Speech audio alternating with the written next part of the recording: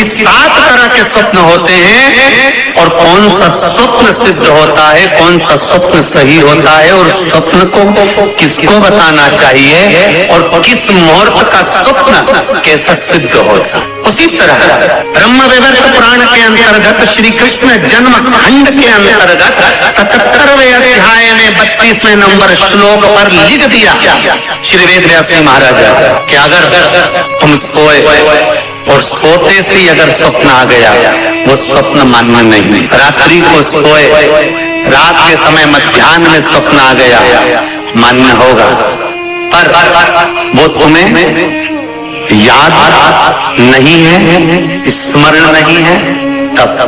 और फिर कहा ब्रह्म मुहूर्त में अगर आपने कोई स्वप्न देख लिया और स्वप्न श्रेष्ठ है, किसी से नहीं कहा, तो वो स्वप्न 2.5 महीना 3 महीने में सिद्ध हो जाता है, सम्मुख में प्रकट हो जाता है। स्वप्न की हाँ, स्वप्न में अगर सांप दिख रहा है, स्वप्न में सर्प नजर आ रहा है, पान का पत्ता, तांबुल पान का पत्ता, उस पान के पत्ते पर एक लाल चंदन से सर्प बना और सर्प बनाकर उसका शिव मंदिर में स्पर्श कराकर बहते पानी में छोड़कर आ जाइए, सर्प दिखना बंद। स्वप्न में कभी नहीं दिख सकता सर्प का।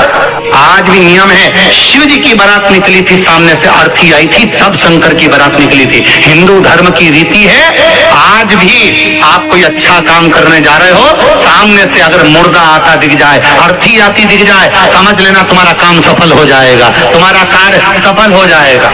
समझ लेना आज भी नियम है, सामने से मुर्दा आते दिख जाए तो कार्य सफल है।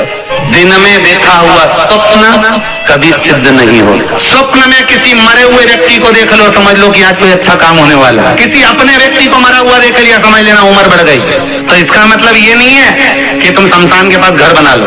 हाँ, तुम्हारा क्या भरोसा, तुम सोचो सीवर वाला महाराज बोले कि मुर्दे को देखो तो काम सफल होता है, तुमने कहा अपन मकान ही शमशान के पास बनाएंगे, अपन तो प्लाट ही नहीं कर देंगे, तुम्हारे से रोज आता जाता मुर्दे की मुर्दा दिखेगा।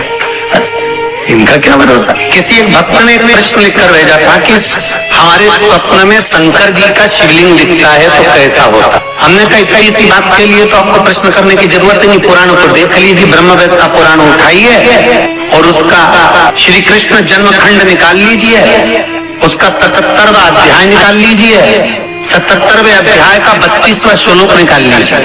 ब्रह्म मुहूर्त में तुमने देखा, सुबह का समय है, तुम्हारी बुद्धि में, तुम्हारे विवेक में अगर शिवलिंग का दर्शन हो गया है, जिस बच्चे ने प्रश्न करा है, अगर वो कथा सुन रहा हो, वो कह रहा था कि हमारे गांव में लाइट नहीं रहती तो टीवी नहीं चलती, इसलिए मोबाइल पे सुनते हैं। तो मोबाइल पर अगर सुन रहे हो बेटा तो ध्यान करना कि अगर ब्रह्म मुहूर्त में शिवलिंग का दर्शन किया है तो जिस कार्य में आगे बढ़ोगे उस कार्य में तुमको मात्र 3 महीने में सफलता प्राप्त हो जाएगी। अगर शिवलिंग का दर्शन, शिवलिंग का दर्शन मात्र चाहे स्वप्न में हो चाहे हकीकत में हो, जीवन की सफलता देता है, वो सफलता प्रदान करता है। शिवलिंग का दर्शन अगर स्वप्न में भी कर रहे हो, शिवलिंग का दर्शन आप अगर हकीकत में भी कर रहे हो, वो आपको फल देगा। नाग-नागिन का जोड़ा ही ऐसा होता है, पति जाए तो पत्नी बदला लेती है, पत्नी जाए तो पति बदला लेता है। इसलिए हिंदू धर्म की रीति है, गाड़ी के नीचे हाथ में किसी भी रूप में अगर आपसे सर्प मरा है, सर्प की हत्या हुई है,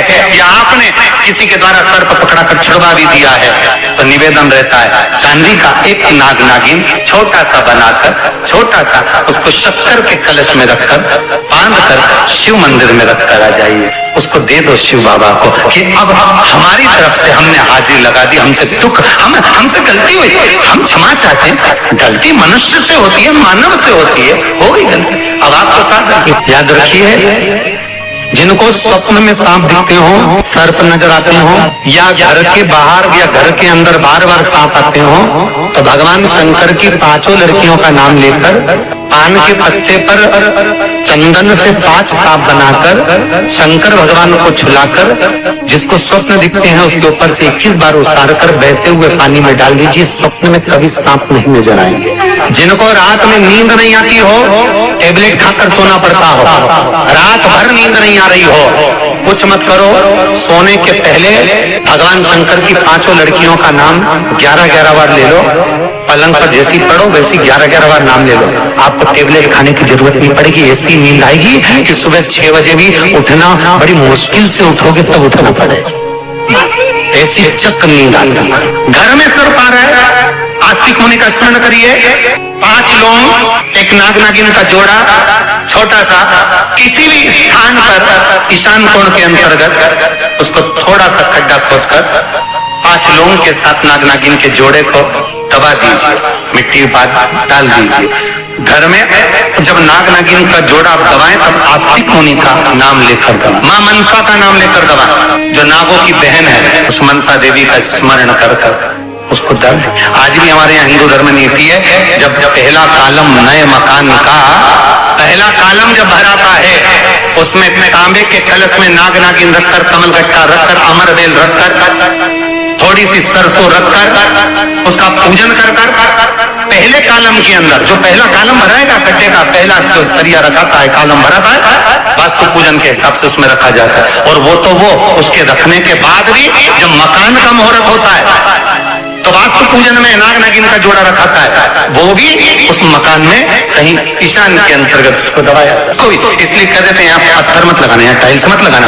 पंडित जी से पूछोगे तो ब्राह्मण बता देगा इस जगह पर टाइल्स ना लगाइए, इस जगह पर पत्थर ना लगाइए, यहाँ पर वो गोला रखा जाएगा, यहाँ पर वो नाग नागिन का जोड़ा रखाएगा वास्तु पूजन के बाद। 4 लोहे की कील, नागफनी की वास्तु पूजन में चारों मकान में चारों तरफ लगाई जाती है। क्यों लगाते हैं? कि कोई दोष हुआ हो, कोई जीव यहाँ रहता हो, सर्प का निवास हो, अगर मकान बनाने में टूट गया हो, किसी का मन दुखा हो तो वो मन ना दुखे। क्षमा याचना, परम आभूषण है, क्षमा मांग लेना, परम आभूषण। गलती करो तो क्षमा मांगने में देरी ना कर, हो गई गलती हो क्षमा, हम क्षमा मांग।